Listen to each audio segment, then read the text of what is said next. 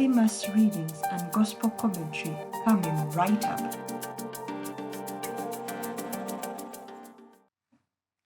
First reading, a reading from the second book of Kings. In those days, Naaman, commander of the army of the king of Syria, was a great man with his master and in high favor, because by him the Lord had given victory to Syria.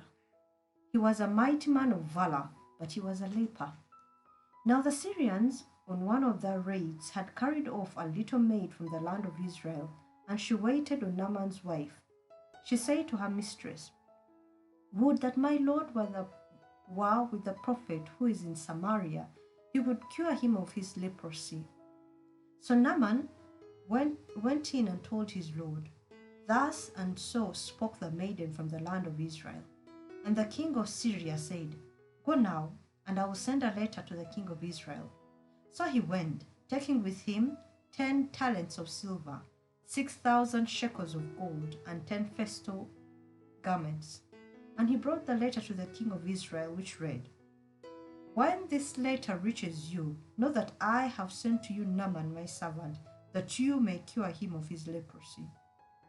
And when the king of Israel read the letter, he tore his clothes and said, "Am I God to kill and to make alive, that he sends word to me to cure a man of his leprosy?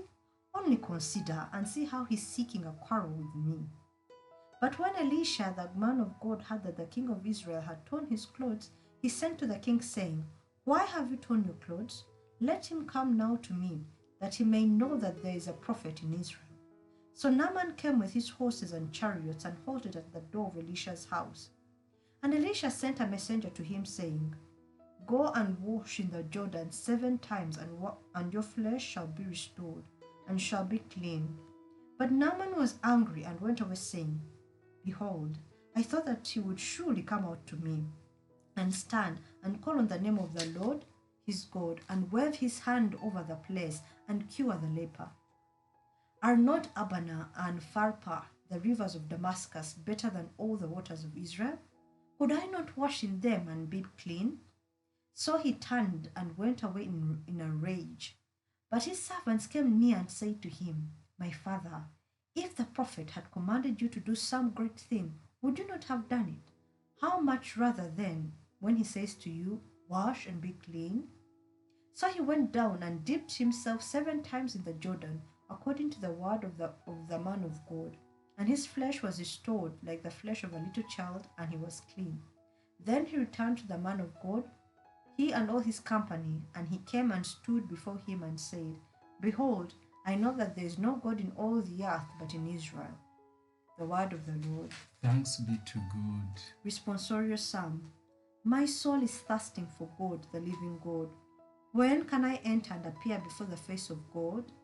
My soul is thirsting for God, the living God. When can I enter and appear before the face of God? Like the deer that yearns for running streams, so my soul is yearning for you, my God. My soul is thirsting for God, the living God. When can I enter and appear before the face of God? My soul is thirsting for God, the living God. When can I enter and appear before the face of God? My soul is thirsting for God, the living God.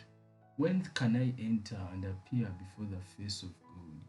O send forth your light and your truth. They will guide me on. They will bring me to your holy mountain, to the place where you dwell. My soul is thirsting for God, the living God. When can I enter and appear before the face of God? And I will come to the altar of God, to God my joy and gladness. To you will I give thanks on the harp, O God, my God. My soul is thirsting for God, the living God. When can I enter and appear before the face of God? Glory and praise to you, O Christ. Glory and praise to you, O Christ. I wait for the Lord, and in his word I hope. With him is mercy and plenteous redemption. Glory and praise to you, O Christ. Like Elijah and Elisha, Jesus not sent to the Jews only. The Lord be with you. A reading from the Holy Gospel according to St. Luke. Jesus came to Nazareth and spoke to the people in the synagogue. I tell you solemnly, No prophet is ever accepted in his own country. There were many widows in Israel, I can assure you, in Elijah's day, when heaven remained shut for 3 days and 6 months, and a great famine raged throughout the land. But Elijah was not sent to any one of these. He was sent to a widow at Zarephath, a Sidonian town. And in the prophet Elisha's time, there were many lepers in Israel, but none of these was cured except the Syrian Naaman. When they heard this, everyone in the synagogue was enraged. They sprang to their feet and hustled him out of the town. They took him up to the brow of the hill their town was built on, intending to throw him down the cliff.